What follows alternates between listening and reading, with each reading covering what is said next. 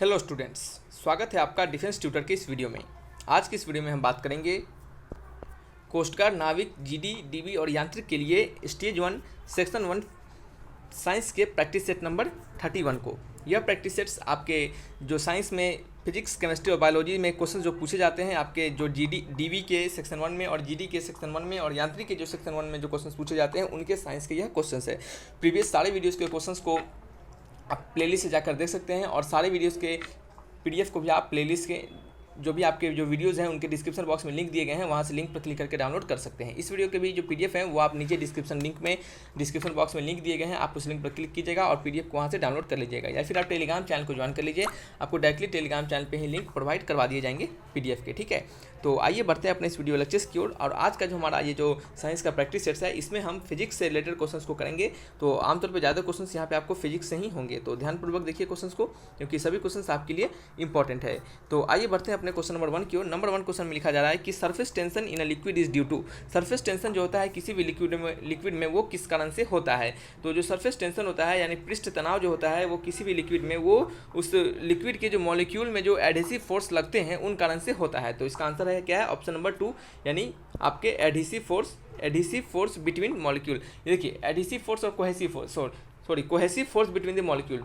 Adhesive force और cohesive force, adhesive force होता है कि दो डिफरेंट मॉलिक्यूल के बीच में लगने वाला फोर्स। ठीक है, जैसे आप किसी पेज को किसी ग्लू से चिपकाते हैं तो इनके बीच जो फोर्स लगता है वो क्या लगता है, एडहेसिव फोर्स लगता है। ठीक है, एडहेसिव फोर्स। यहाँ पे जो इसका सरफेस टेंशन किसी भी लिक्विड का होता है वो आपके कोहेसिव फोर्स के कारण होता है। कोहेसिव फोर्स कहने का मतलब किसी सेम वाटर मॉलिक्यूल के या फिर किसी भी सेम मॉलिक्यूल के, किसी भी सेम आपके लिक्विड के दो मॉलिक्यूल यानी दो सेम चीज़ के बीच यानी दो सेम मॉलिक्यूल के बीच में जो फोर्स लगेगा वो कोहेसिव फोर्स होता है। तो इसी कोहेसिव फोर्स के कारण आपका किसी भी लिक्विड में सरफेस टेंशन की प्रॉपर्टीज पाई जाती है। ठीक है, तो बढ़ते हैं नेक्स्ट क्वेश्चन नंबर 2 की ओर। नंबर 2 क्वेश्चन में लिखा जा रहा है कि the circular plate of A cube and A sphere, the circular plate, a cube and A sphere all made up of same material and have the same mass.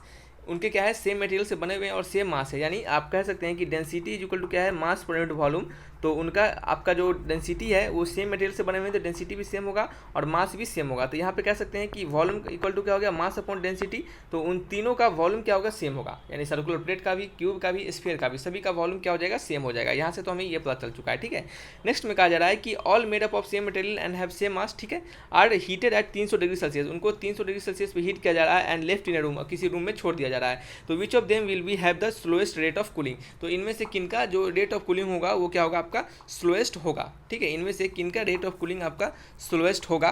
तो आप यहाँ पे देख सकते हैं कि सेम वॉल्यूम के लिए जो आपका स्फीयर है, सेम वॉल्यूम के लिए जो आपका स्फीयर है उसका सरफेस एरिया जो होगा, जो सेम वॉल्यूम के लिए जो आपके तीनों में से सर्कुलर प्लेट, क्यूब और स्फीयर, तीनों में से जो स्फीयर का सरफेस एरिया होगा वो क्या होगा, सबसे मिनिमम होगा। क्या होगा, सबसे मिनिमम होगा। तो जिनका सरफेस एरिया सबसे मिनिमम होगा उनका रेट ऑफ कूलिंग भी क्या होगा, सबसे आपका मिनिमम होगा, और कहें तो सबसे स्लोएस्ट होगा। ठीक है, तो यहाँ पे देख सकते हैं कि यहाँ पे लिखिएगा आप, स्फीयर का जो सरफेस एरिया है, सरफेस एरिया जो है किसके लिए, ये कंडीशन है आपका सेम वॉल्यूम के लिए सरफेस एरिया है वो क्या है, आपका मिनिमम है। तो रेट ऑफ कूलिंग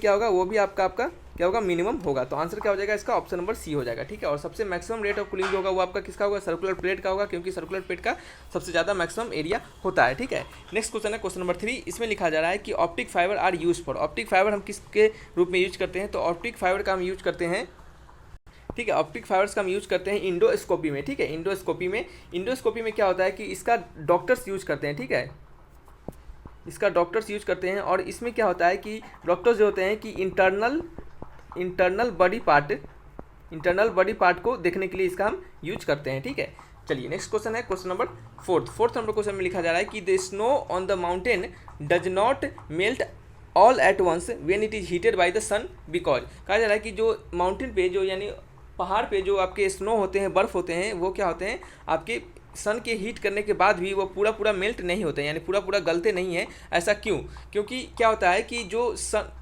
बर्फ़ होता है वो सन के मोस्ट ऑफ लाइट को, यानी कह सकते हैं कि 90% आसपास लाइट को क्या करते हैं, वो आपको इजेक्ट कर देते हैं, यानी क्या करते हैं, रिफ्लेक्ट कर देते हैं वो ऊपर की ओर। ठीक है, तो इसका आंसर है आपका it reflects most of the heat from the sun, यानी जितना हीट जो आता है सन से उसको क्या करते हैं, ज़्यादातर 90% हीट को क्या करते हैं, वो रिफ्लेक्ट करते हैं, क्योंकि जो वहाँ पर स्मूथ सरफेस होता है, रिफ्लेक्टिंग सरफेस जो होता है वो बर्फ़ का 90% के आसपास जो सन के हीट होते हैं उनको रिफ्लेक्ट कराते हैं। तो आप सोचिएगा कि बर्फ़ तो फिर गलेगा कैसे, तो बर्फ़ मोस्टली बर्फ़ जो होते हैं वो गलते हैं गर्म हवा के कारण, वार्म एयर के कारण जो होते हैं वो मोस्टली आपके जो माउंटेन्स पे जो बर्फ़ होते हैं वो मोस्टली वार्म एयर के कारण क्या होते हैं, गलते हैं या वार्म एयर के कारण मेल्ट होते हैं।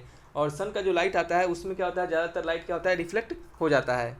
ठीक है, तो क्या होता है कि सन का मोस्ट ऑफ लाइट हीट जो होता है वो क्या होता है, रिफ्लेक्ट हो जाता है। नेक्स्ट क्वेश्चन है question number fifth number question में लिखा जा रहा है कि a person standing on railway platform listen to the whistle, ठीक है, listen to the whistle of arriving and departing train, the whistle heard is, ठीक है, कहा जा रहा है कि whistle heard the same is for both cases, यानी आपके जो पर्सन जो है वो सिटी का जो आवाज़ सुनेगा अराइविंग ट्रेन का और डिपार्चिंग ट्रेन का, दोनों के लिए क्या सेम होगा, या फिर दूसरे ऑप्शन में कहा जा रहा है कि higher intensity when train arrive, higher intensity होगा जब ट्रेन अराइव करते रहेगा, या फिर higher pitch when train arrive, या फिर higher pitch when train depart. तो याद रखिएगा कि जब पर्सन डिपार्चिंग और अराइविंग दोनों ट्रेन का अगर वो वेसल को सुनेगा, सिटी को सुनेगा, तो उसे जो आपका अराइविंग ट्रेन होगा उसका पिच क्या होगा, सबसे ज़्यादा पता चलेगा, क्या होगा, उसका पिच जो होगा वो सबसे ज़्यादा उसको महसूस होगा। तो आंसर क्या होगा इसका, option number 3 is the correct answer. ठीक है, नेक्स्ट क्वेश्चन है क्वेश्चन नंबर 6 में लिखा जा रहा है कि the velocity of sound in moist air is more than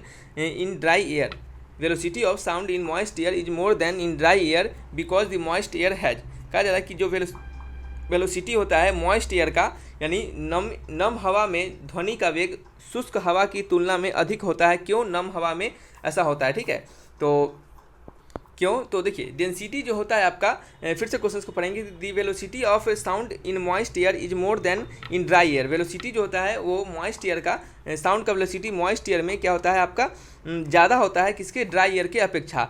because ऐसा क्यों होता है, क्यों, the moist air has, the moist air के पास क्या होता है, लेस डेंसिटी होता है than the dry air, less pressure होता है than the dry air, more pressure होता है देन द ड्राई एयर, या फिर मोर डेंसिटी होता है देन द ड्राई एयर से। ठीक है, ठीक है, तो यहाँ पे आपको क्या जानना है कि जो डेंसिटी होता है, ठीक है, रो डेंसिटी, ड्राई एयर का जो डेंसिटी होता है वो क्या होता है आपका मैक्सिमम होता है, या फिर कह सकते हैं मोर होता है। Dry air density of dry air, चलिए अच्छा से लिख देते हैं, ये क्या आपका डेंसिटी होता है और ये क्या आपका ड्राई एयर है। तो डेंसिटी ऑफ ड्राई एयर जो होता है वो मैक्सिमम होता है किसके, डेंसिटी ऑफ वेट, या फिर कह सकते हैं मॉइस्ट एयर से,